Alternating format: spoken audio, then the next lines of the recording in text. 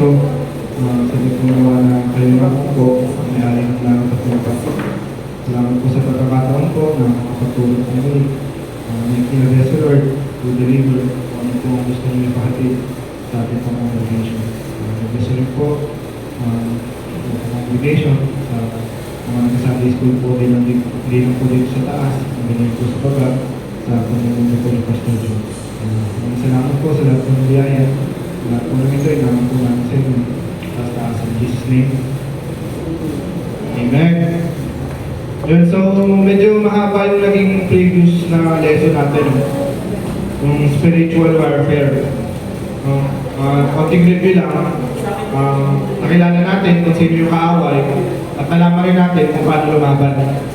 No? So, maganda yung topic ngayon. Ito, panibagong lesson na this is the fourth lesson of the third book na inaaral natin. It's the power. So, power of a dream. No? So, medyo may power. So, medyo may idea na tayo siguro na kung sino pag-aaralan natin dito. Joseph.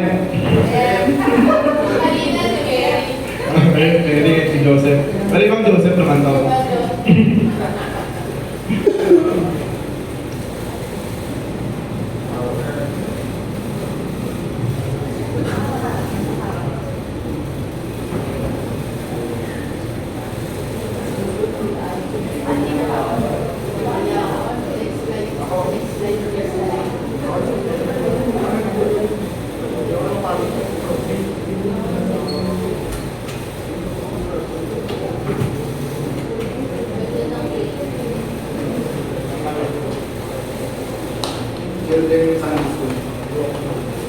Pang kids na Sunday school yung team.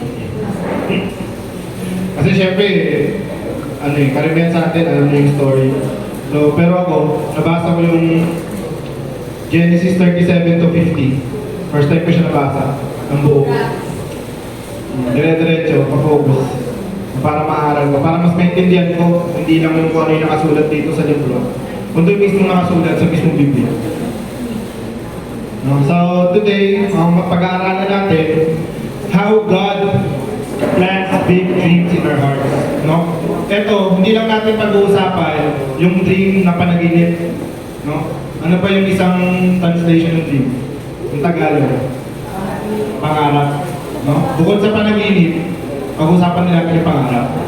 No?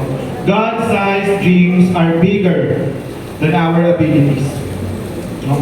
And God fulfills His plans in His perfect time. No? Isaiah 60:20. No? The right time, I the Lord will make it happen. No? Siyempre, papakilala natin muli sa right time natin, ilang beses naman kakilala natin si Joseph the Dreamer. No? He is the son of Jacob. Ilan sila magkakapatid? Ilan? 11 sila magkakapatid. Pang-ilan siya? Pang-11. No? Siya yung bunso. No? Kaya siya yung favorite kasi 12 sila lahat may babae. 11 yung mga kapatid. 12 silang magkakapatid. Pang-11 siya. So may isa pang bunso. Okay. Si Benjamin. Okay, gets ka lang. Mas may isa pang babae. Pero mas matanda yun. Mas matanda si Leia. Pero hindi siya... Anak ni Leia. Si Leia yung asawa. Yung kasi sa Old Testament, pinapawag. Sige, go. Hindi kasi pinapawag yung babae. Kasi yung pinapawag parati, yung magdadala ng tiny. Kasi di ba yung is anak, parang anak ng ganito. Meron siya parati, pinapawag. So yung counting parati ng yung father's name kasi yung magdadala. Okay. So yung anak niya na lalaki is 12. Pero mayroon pa siyang mga anak na babae. Hindi lang binilang. Hindi na siya Kasi wala pang feminism dun. wala ba? So, dahil favorite siya, ano yung binigay sa kanya? Bro. He was given a colorful robe. No? And of course, he had dreams from God. Yan. Pero dito tayo mag-focus. Ito yung unang punto natin. Big dreams are planted by God. No? Big dreams. No? God is the author of God-sized dreams. So let's compare. Ano ba yung mga dreams natin as human? And what is the meaning of God-sized dreams? No? Some dreams are not merely human ambition. They are planted by God Himself. No? Human dreams say, look what I can do. No? Sarili ko. No? Because you are limited by what you can only do. No? Pag sinabi ni Lord, God-sized dream says, only God, no, can make this happen. Tingnan natin yung nangyari kay Joseph. This is Joseph's reality. No? He is the youngest among brothers. No? And he was what? Because of dun sa pagiging favorite sa kanya, syempre, kinaingitan siya, may hate galing sa mga kapatid niya. He was hated and what? Rejected. No? So as we go along, kasi 4 points to eh. So isang buong buwan natin pag-aaralan ng buhay ni Joseph. And this is just the introduction. And he was what? Sold as a slave and put into prison. No? Pero, tingnan natin, but God's dream for him. He became what? The leader in Egypt. No? He was the advisor to Pharaoh and the savior during famine. Natin yung storya kung paano niya, kasi dahil sa panaginip ni Pharaoh, na-interpret niya kung ano yung mangyayari. So, naging proactive siya. No? Naging proactive siya sa kung anong kailangan gawin para hindi magutom. Para makapag-ipon tayo ng pagkain or 7 years of famine. And ultimately, he was the restorer of his family. Pero may tanong ako, siguro kaya, kung okay lang. Kasi dito papasok yung discernment eh. Yung human dreams versus God-sized dreams. No? How would you discern? No? Paano mo ma-identify? Question is how? Paano mo ma-discern na yung path na nilalakaran mo is planted by God? Or yun lang talaga yung gusto mo para sa sarili mo? I know the answer is you don't know. Pero sa opinion nyo, how would you discern that the path you are walking is the path that God planted for you? Angelo. Paano malalaman na yung nilalakaran mo? Si Lord, yung naglalagay mo. Si Lord yung mismo nagtatag ng kalsada dadaanan mo.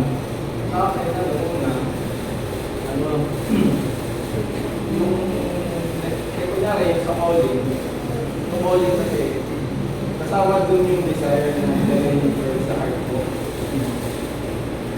Tapos siguro hindi na tayo ba ng human thing sa God-sized dream na siguro yung kagagay. At may requirements yun. Una, kailangan kumbaga part siya nung parang may pakilabang siya sa ating kamihan. Either may love siya or may promotion na righteousness. Parang gano'n. So, parang dapat mag-promote siya ng mabuti sa kingdom ni Lord. Parang may relation sa kingdom ni Lord. Apart from the human life. Para sa akin. Kalulugod ni Lord. Yung ginagawa mo for God's glory. Most probably that's planted by God. Ako naman, pag-discern ko din na will the Lord, kasi lagi natin na-ask Lord, let her will. Pag yung impossible, naging impossible. Na in your weakness, naging strength. For example, parang imposible na ma-achieve mo yung ganitong bagay. Tapos ang dami kong pinagdaanan. Pero at the end of the day, na-achieve mo siya. So parang ikaw, as a human, you think it is impossible. Pero nung pinitigan sa'yo, that is music. Kumbaga,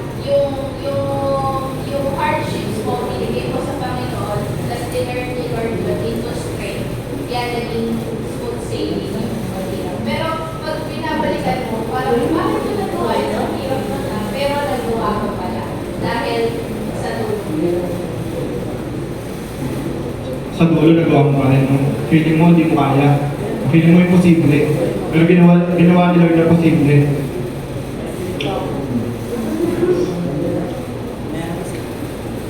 Meron pa po. Gusto mong mag-share. So, punta tayo dun sa mga dreams ni Joseph. So, ito yung first dream niya. Genesis 37, verses 6 to 7. He said to them, "Listen to this dream I had. We were binding sheaves of grain out in the field when suddenly my sheaf rose and stood upright, while your sheaves gathered around mine and down to it." Tama na tayo sa pangalawa. "I had another dream, and this time the sun and moon and 11 stars were bowing down to me." So una, nung pinwento niya to, even si Jacob, basa ko na ni-rebuke niya yung sinabi ni Joseph na sa tingin mo, pati kami, magbaback down sa'yo. Kasi kayo ba? Oo. Kasi pero sa panahon na yun, hindi mo talaga maintindihan eh. Na ito yung will ni Lord kasi mukhang imposible. Eh, unang-una sa lahat, hindi naman ako yung pangalan. Pangalawa, tingin sa akin mga kapatid ko, weak. No? Paano sila pamumuluan? No? At hindi lang yun. Even the sun and the moon and 11 stars were bowing to me. So hindi lang pamilya, yung nireveal niya. No? Pati, God revealed something bigger than Joseph's current situation. No? The dream symbolized what? Leadership and influence. No? And leadership and influence, hindi lang sa pamilya niya. He was able to govern Egypt. God was showing that his life would impact nations, not just his family. And yun, dreams are not just about us. God-sized dreams bless others. Yung mga pangarap natin, hindi lang yung para sa atin.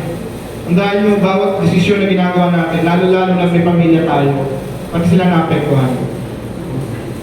If your decision nakasama sa'yo, hindi lang sa'yo nakakasama. Pati yan sa mga mahal mo sa buhay. Kaya kailangan lagi may discernment tayo. You ask God kung tama ba yung step na to. Para ilalagay na tayo kung sa tamang landas. Tamang daan. And God plans dreams for a purpose. Again, Joseph's dream became or eventually saved nations from famine. Ayaw kasi i-discuss agad kasi ito yung susunod na topic natin. Ultimately, he was able to save his family and preserve God's people.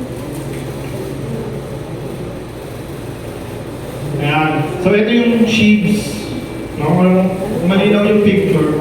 Then yung sheaves of grain. Tapos yung sa kanya, siya yung tumayo. It's just a visualization ng dreams niya. And then yung nasa taas, andun yung sun and moon and the stars. Bowing to him. Okay? Ito. Many people stop dreaming because of what? Because of fear. Actually, lahat magkadugtong yan. It's not just fear. It's fear of failure. Also criticism. Takot ka ma-criticize. Takot ka ma-review. Takot ka mapahiya. And tuwing na tayo mangarap dahil daming delay.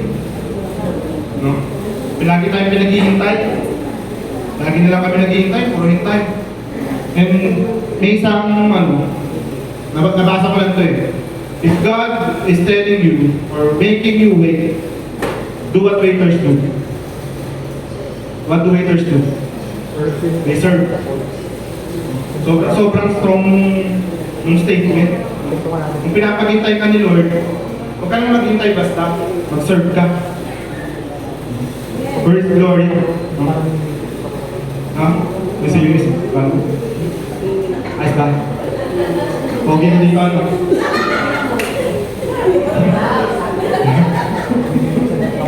No? Minsan, wala tuloy ako. Kasi minsan, ang problema natin, hindi yung failure. Alam mo ano? Avoidance. Sinasadya natin i-avoid yung opportunities. Sinasadya natin i-avoid na sundan yung mga pangarap natin. Yung mga dreams. Malay mo yung dreams na yun, yung pangarap na yun, pinlan pala ni Lord, ayaw mo gawin. No? Most people don't fail because they're not capable. No? They fail because they never step into the arena. Never sila nag-dive din sa opportunity. Ano, sir? Never sila nag-dive din sa opportunity na mapaunlad yung sarili nila. No? Because it's built on parang declaration. It's built on visible attempts. That's the word, no? Visible. It's like baptism. You're declaring, no? Dinideclare mo. Dinideclare mo lang hindi lang sa sarili mo, maging sa tao na nakapaligid sa'yo. Na sumasamba ka kay Lord. Kasi Lord yung tanging iniibig mo. No? That's why it's important to make visible attempt. Make it tangible. Hindi na nasa isip mo lang na ito yung gusto ko eh. Ang darating din yan. Pray lang ako. No. Minsan yung paghihintay, minsan magiging katamaran. Tapos babalik natin kay Lord. Even our failures, even our mishaps. No? Sometimes we blame God, we blame other people for the cause of our disobedience. Lalim, no? We blame other people for the cause of our disobedience. May masamang nangyari sa'yo. Lord, bakit ganito ginawa mo sa akin? Ultimately, it was your decision to make that. It was your decision to step in that sin. And then you blame other people, you blame God. At sinabi ko kanina, your decisions affect other people. Yung decision mo na yan, pagkakamali mo na yan, hindi ka naman pwedeng iwan ang pamilya mo. Tadamayan ka niya. Kaya it's very important, if you have loved ones, you have your family, hindi mo naman nakikita, no? Is for you not to affect them negatively. It's very important. No? And yun, so pag tayo nag-aabang ng blessing, kasi blessing is a culmination of your preparation. No? Ang lalalim ng mga topic ko, kasi tagal bago ako sa Sunday school, ibigay ko na ito lahat kasi busy na ako kasi. No? The blessing is a culmination of your preparation. Bakit ko nasabi? Hindi yan bibigay ni Lord kapag di ka prepared. Hindi yan bibigay ni Lord kapag di ka handa. Feeling mo handa ka sa sarili mo, pero sa tingin ni Lord hindi yan bibigay. That's why what do you need to do? No? Kung nagawin mo natin topics, you prepare yourself. No? Hindi lang, kailangan ihanda mo yung sarili mo sa bagay na darating. Kasi pag yan binigay ni Lord, nang hindi ka handa, anong gagawin? Hindi mo yan makahawakan ng ayos. No? Parang promotion. No? We have a lot of talented individuals in Equibia. And we don't look for numbers. Galing ng ahente eh. Ang galing ng analyst. Pero yung ibang managers na ginagawa na pinopromote nila kasi magaling na analyst. Pero nag-apply ba yan bilang analyst? Nag-apply yan bilang manager. No? Baka you're setting up the person for failure. Ang maganda dito, dapat, sana, binil muna natin yung character, binil muna natin yung skill set ng tao para maging manager. No, kaya sa Equibia, meron kami mga leadership program, ganyan. Kailangan mag-graduate mo muna yun sana, bago ka mag-apply bilang manager. So, parang sa buhay natin, you have to prepare yourself para dun sa blessing na matagal mo nang pinagdadasal. Kailangan ihanda mo ang sarili mo. No? And, tingnan mo to, Joseph's circumstances did not match the dream at first. Siguro, nagulat siya. Bakit eh? Parang sobrang blessing naman ito. Huh? And ito tayo, next. Ayan. So, again, many people stop dreaming because of failure, because dun sa takot nila. Pero, ito tandaan natin. God is still working. Hindi yan tumitigil magtrabaho sa buhay mo, araw-araw. Sa araw-araw na nabubuksan mo yung mata mo sa umaga, nag-work si Jesus. Nag-work si Lord sa buhay mo. Joseph waited many years before the dream came true. No? Sa hirap ng pinagdaanan niya bago siya naging right hand ni Pharaoh, nakulong pa siya. No? And delays is very important. Delays are not denials. Just delay. No? Kung gusto mong umiksi yung delay, paghandaan mo. No? Hindi yan pinapartan. No? Yung delay dapat, kung gusto mong umiksi yan, kailangan you work on it. Yan. Siyempre, Jeremiah 29:11. For I know the plans I have for you, declares the Lord. Plans to prosper you and not to harm you. Plans to give you hope in the future. Tanda natin yung pangako ng Lord sa atin. Kaakibat yun ng ating pagtatrabaho. Pag-work natin sa sarili natin, huwag natin kalimutan, magtiwala natin kay Lord. Yan. And dream bigger with God. No?